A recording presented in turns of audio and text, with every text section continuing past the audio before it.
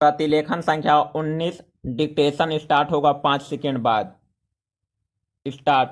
महोदय, जब तक अहिंदी भाषी हिंदी को हृदय से स्वीकार नहीं करते तब तक वह राष्ट्रभाषा का स्थान नहीं पा सकती, और यह तभी हो सकता है जब वे समझें कि इसमें उनका भी योगदान है और उन्होंने इससे केवल लिया ही नहीं बल्कि इसे कुछ दिया भी है, और उन पर कोई दूसरी भाषा लादी नहीं गई है, बल्कि यह उनकी ही भाषा है।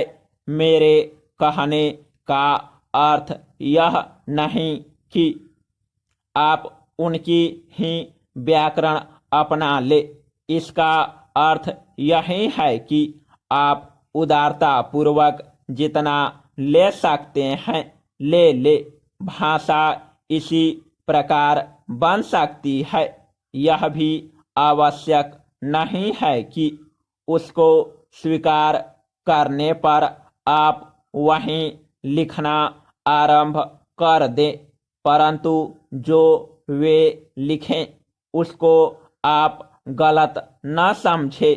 आज किसी भी भाषा का रूप वही नहीं है जो उसके प्रारंभिक काल में था, उसमें परिवर्तन होता रहता है। हिंदी के इतिहास में भी आपको यही बात मिलेगी। मैं हिंदी का कोई विद्वान नहीं हूँ, पर मैं अपने अनुभव से कह सकता हूँ कि उसमें भी पिछले 500-600 वर्षों में बहुत अंतर पड़ा है तथा पहले की और आज की हिंदी में काफ़ी अंतर है। इसलिए नवयुग में जब वह देश की भाषा बनने जा रही है तो उसमें थोड़ा अंतर करना भी पड़े तो वह स्वीकार कर लेना चाहिए, जिससे उसका अन्य प्रदेशों के लोगों के साथ मेल बैठ जाए।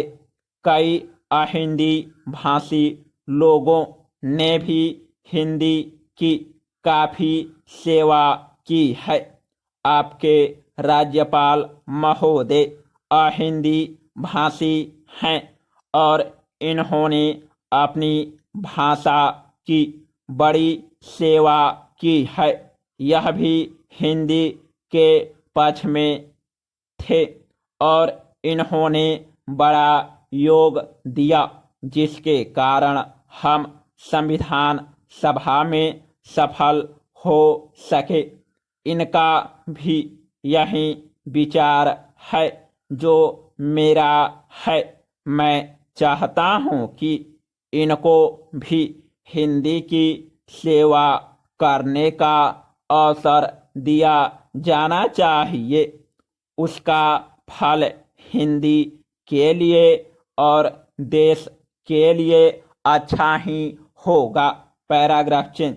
मानपत्र में आपने संस्कृत के संबंध में कहा है, मैं मानता हूँ कि हमारे देश में संस्कृत का अध्ययन आवश्यक है, क्योंकि देश की सभी भाषाओं का स्रोत वही भाषा है। संस्कृत से हमारा संबंध अटूट है। इसकी पढ़ाई लिखाई कम हो गई है। यह हमारे लिए बहुत ही दुख की बात है। मैं आशा करता हूँ कि इसकी उन्नति होगी। समाप्त।